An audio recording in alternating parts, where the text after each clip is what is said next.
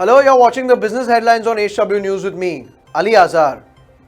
Indian businessman Yashovardhan Yash Birla, a member of the Birla family and cousin to billionaire Kumar Mangalam Birla, has been declared a willful defaulter by Kolkata-based UCO Bank.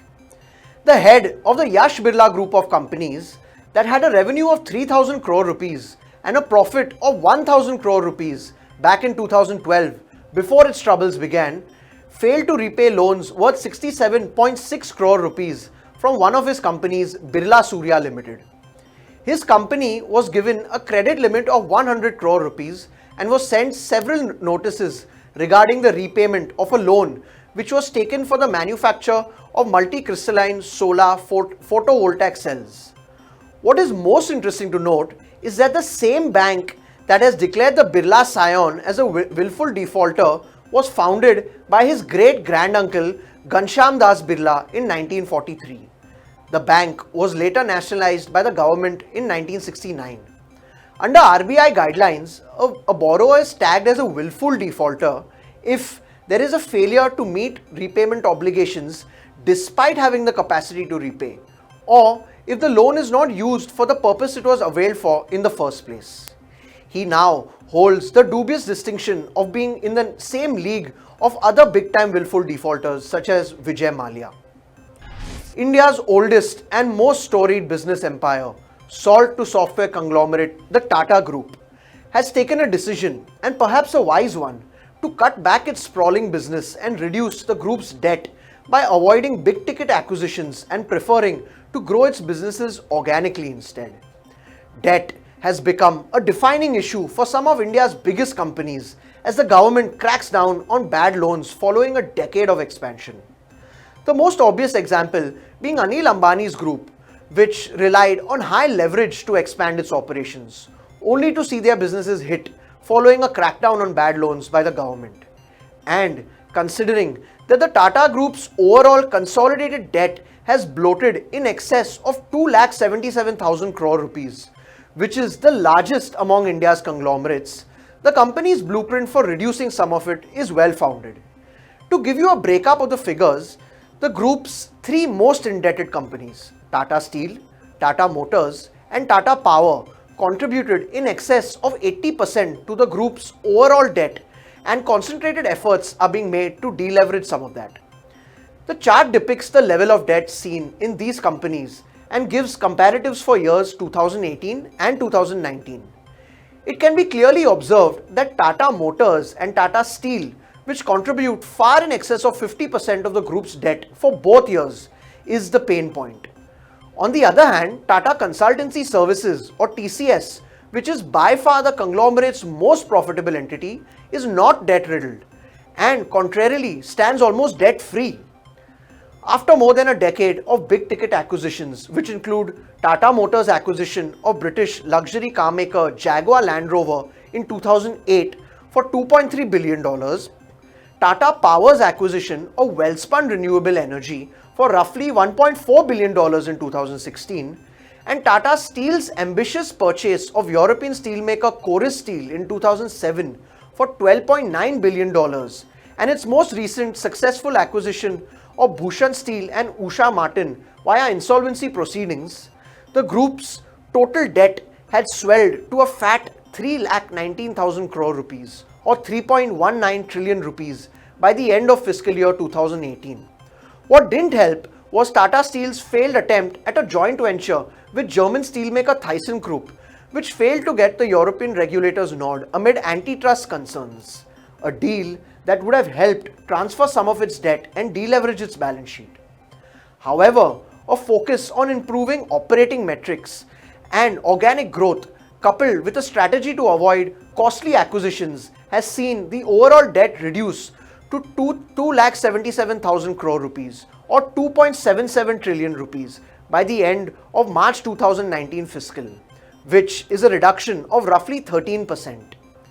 At the helm of the $110 billion Tata Sons, which is the holding company of the Tata Group and holds the bulk of its shareholding, sits a 30-year veteran, its highly competent chairman Natarajan Chandrasekaran. Being an avid long-distance marathon runner, Chandra, as he is fondly referred to by colleagues, is always focused on long-term planning and financial health of the company. He was handpicked by Ratan Tata to succeed Cyrus Mistry, who was ousted in October 2016 following a feud with the board of directors. The aim of restructuring was to prune the 100 or so operating companies under the group's umbrella to a more manageable number under 10 verticals, while simultaneously reducing debt to a more manageable level and making a provision for succession planning. Under the watchful eye of Mr. Chandrasekaran, that seems probable in the near future. US President Donald Trump calls himself a tariff man, and he seems to be stubbornly living up to his self-anointed moniker, even if that comes at the cost of the financial health of his own country. After initiating a trade war against his arch-rival China and jamming a slowdown in growth down the throat of the world economy, Trump's next target was India. India has had a trade surplus with the US for the last many years. This means that we export to the US more than what we import from them, which is a good thing for India. And India being a developing country, our import duties are usually higher than those applicable for similar exports to other nations. The chart depicts the trade surplus that India has had with the US for the last 3 financial years. Trump, viewing this as unfavorable for America, decided to levy a higher import duty on steel and aluminium products by 25% and 10% respectively. The Indian government, not wanting a situation like the one that developed between USA and China, and to assuage the impulsive Donald Trump, had delayed imposing retaliatory tariffs on imported goods from the US a record 8 times since the 4th of August of last year, all the while trying to negotiate with them and requesting the US to exempt India from higher tariffs. However, after dragging its feet for almost a year, the government has decided to increase tariffs on 29 high-value agricultural and industrial imports by up to 50%, which is slated to take effect on June 16th. With the implementation of these retaliatory tariffs, India may get from anywhere between $217 million to $235 million in additional revenue, which, according to the Commerce Department, would be equal to the loss faced by Indian industry after the US tariffs on steel and aluminium products kicked in. However, what is not good news is that the strain in trade ties between the US and India comes at a time when global growth rate is expected to slow down as trade tensions between the US and China weigh on business confidence.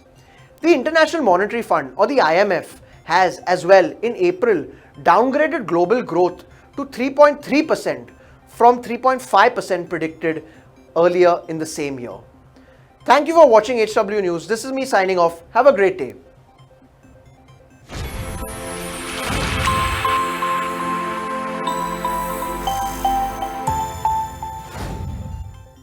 Namaskar, this is Amitabh Bachchan. In India, 195.5 million people are insufficiently nourished. That's almost 14.8% of our population. It has been estimated that 1.4 tons of food goes waste every year against each hungry Indian. To help solve this issue, former Commissioner of Police D. Sivanandan has started the Roti Bank Foundation. If you have extra food during a celebration or a function, dial 86-555-80001 and Roti Bank will ensure the food doesn't go waste. They will make sure that the food reaches those who need it the most. It will allow those less fortunate ones to celebrate your joy. It takes 100 rupees to feed one child and 3,000 rupees to feed him for a full year. Should you wish to make a monetary donation, you can make one through www.rotibankindia.org or hashtag Roti Bachao Bhuk Mitao. Thank you very much. Namaskar.